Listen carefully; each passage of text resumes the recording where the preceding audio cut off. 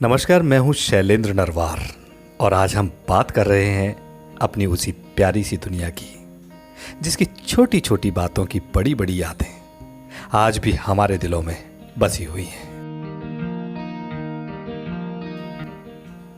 ये उन दिनों की बात है जब ना तो फेसबुक था, ना ही व्हाट्सएप और ना ही ट्विटर और इंस्टाग्राम। सिर्फ हम, हमारे और हमारी वो प्यारी सी दुनिया थी। तो चलिए खोलते हैं यादों की उस खूबसूरत पोटली को और उसमें से निकालते हैं उन दिनों की ऐसी ही कुछ खट्टी मीठी यादों को। ये उन दिनों की बात है जब घरों में वीसीआर चलना किसी उत्सव से कम नहीं होता था। जी हां, ये वो प्यारे से कभी न भूलने वाले दिन थे जब फिल्मों को देखने के लिए घरों में इतने सारे चैनल्स उपलब्ध नहीं थे। जानकारी के साथ साथ मनोरंजन का एकमात्र इलेक्ट्रॉनिक साधन सिर्फ दूरदर्शन ही हुआ करता था। और ऐसे में घर बैठे पसंदीदा फिल्मों को देखने के लिए वीसीपी, वीसीआर प्लेयर बहुत ही लोकप्रिय साधन बन गए थे। वीसीआर पर उन दिनों फिल्में देखने का अपना अलग ही अंदाज था।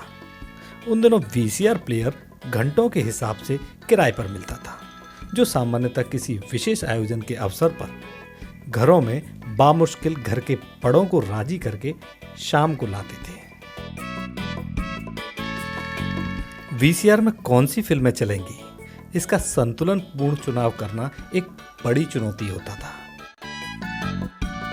इस कार्य में परिवार के किसी बड़े की शादी की कैसेट वीसीआर को लाने के लिए एक मुख्य आधार का काम करती थी। फिर इसमें किसी धार्मिक फिल्म को अनिवार्य रूप से जोड़कर बड़ों को प्रभावित किया जाता था। उसके बाद उन फिल्मों का नंबर आता था जिनके लिए वास्तव में ये सभी भूमिका बनाई गई थी, यानी अपनी पसंद की मनोरंजन वाली फिल्में। उस समय घरों में ब्लैक एंड व्हाइट टीवी का ही दौर था, इसलिए वीसीआर प्लेयर के साथ लगभग 100 रुपये प्रति 12 घंटे के हिसाब से बड़ा सा रंगीन टीवी अलग से किराए पर लाया जाता था। हाँ, अभी बात यहीं पूरी नहीं होती थी, बल्कि इसके बाद एक चॉइस और भी उपलब्ध थी। यदि आप बिना किसी बाधा के फिल्मों का आनंद लेना चाहते हैं तो इसके लिए आपको वीसीआर को चलाने के लिए अतिरिक्त किराए पर एक एक्सपर्ट भी उपलब्ध होता था। उसके बाद कैसेटों को वीसीआर में लगाना, उन्हें निकालना और समय समय पर उन काली टिकाऊ कैसेटों को चलाते समय चित्र, आवाज आदि से जुड़ी जो परेशानियां आती थी, जिनका आना भी एक तरह से अनिवार्य ही था, उन सभी से निपटने की पूरी जिम्मेदारी उसी एक्सपर्ट की होती थी, जो टीवी के पास अलग से कुर्सी डालकर बैठता था।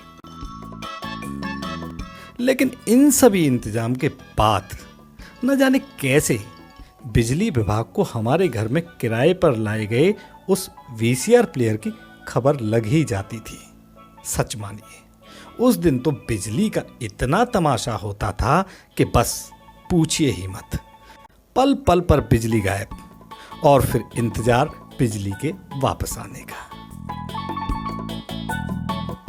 बाद में उस वीसीआर प्लेयर के मालिक से इस बात की जिद्दोजहद निश्चित ही थी कि भैया 4 कैसेट में से 2 तो देखी ही नहीं है। खैर, वीसीआर प्लेयर पर परिवार और मित्रों के साथ बैठकर देखी गई उन फिल्मों की यादें बहुत ही अनमोल हैं। पता ही नहीं चलता था कि रात में फिल्म देखते देखते कब झपकी लग गई, और उस अचेतन अवस्था में भी बस कानों में कहीं दूर से फिल्म के गीतों की आवाज आ रही होती थी। कसम से उन दिनों वीसीआर पर रात में देखी गई उन फिल्मों को आज दिन में भी देखने पर उन रातों की यादें आ जाती हैं। वाकई वीसीआर से जुड़ी हम सभी की ये वो खास सुनहरी खट्टी मीठी यादें हैं, जो आज इस सोशल मीडिया के दौर में अपना एक अलग ही महत्व रखती हैं। आप भी उन दिनों की अपनी उन प्यारी सी यादों को कमेंट बॉक्स में जरूर साझा कीजिएगा।